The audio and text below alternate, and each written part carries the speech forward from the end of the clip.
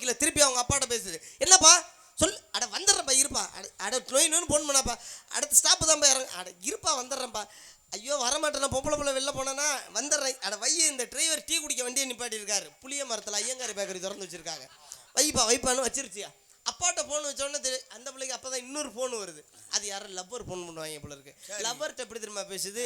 அப்பாட்ட சத்தமாக பேசின பிள்ளை லவ்வர்கிட்ட பேசுது பாரு. சும்மா இருக்கலாம் பேசாங்க ஒரு மாதிரி வெக்கமாக இருக்கு. முட்டை உடம்பு கேட்குறேன், முட்டை கொடுக்க மாட்டேன்.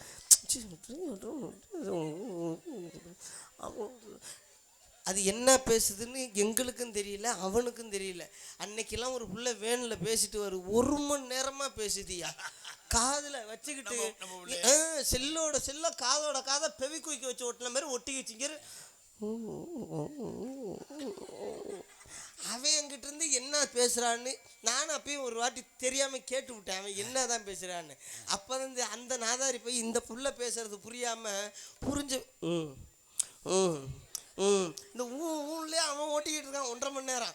இவன் என்ன பேசுறான்னு அதுக்கு தெரியல. அவன்